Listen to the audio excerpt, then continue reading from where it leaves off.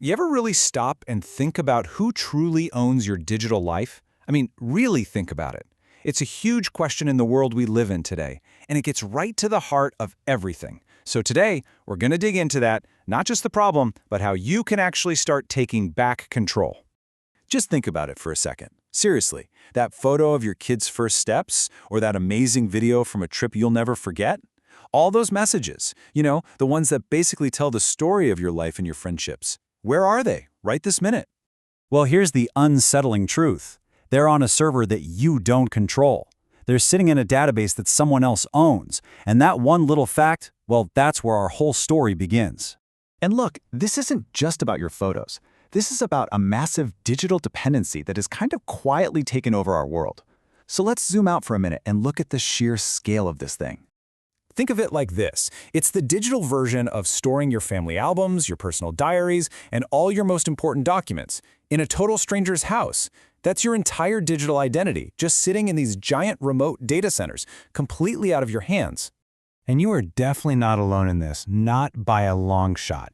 We are talking about 5 billion people. That is a staggering number, a huge chunk of humanity whose digital lives are stored and managed by companies they've probably never even met. And for most of us, this isn't some casual thing. 60% of people online depend entirely on these platforms. It's like we've all taken this massive collective leap of faith, just trusting that our most personal stuff is safe.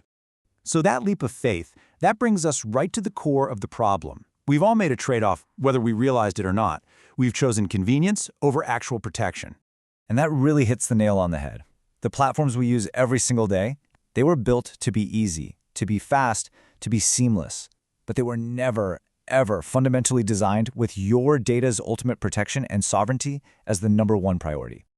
Okay, so if that's the problem, what's the alternative? Well, it takes a complete 180 in that design philosophy. Instead of convenience first, imagine a system that is built for protection, right from the ground up. Let's just put it side by side. On one side, you've got the old way, the system we all know, built for speed and ease. And on the other, you have this completely new way of thinking, an architecture designed from its very foundation for security and for your absolute control. And listen, this isn't just some theory or a concept for the future. This is actually happening right now. Companies like Codata are building this new model as we speak, and it's all powered by a totally different kind of tech.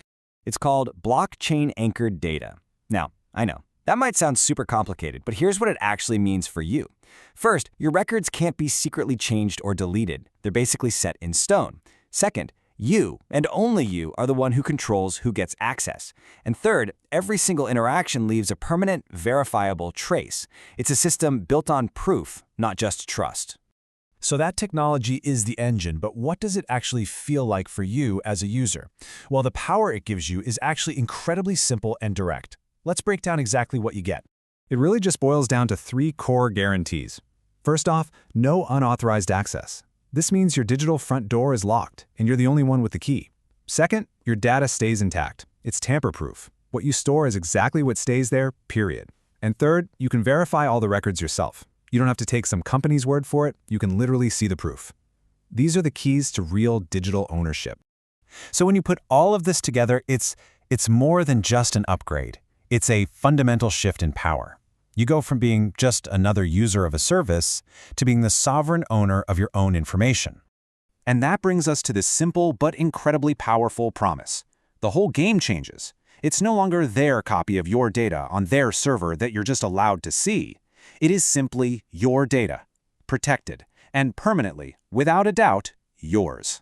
So I'll just leave you with this to think about. In a world where so much of our identity, our history, our relationships, all of it exists in digital form, what does it really mean to own your own life?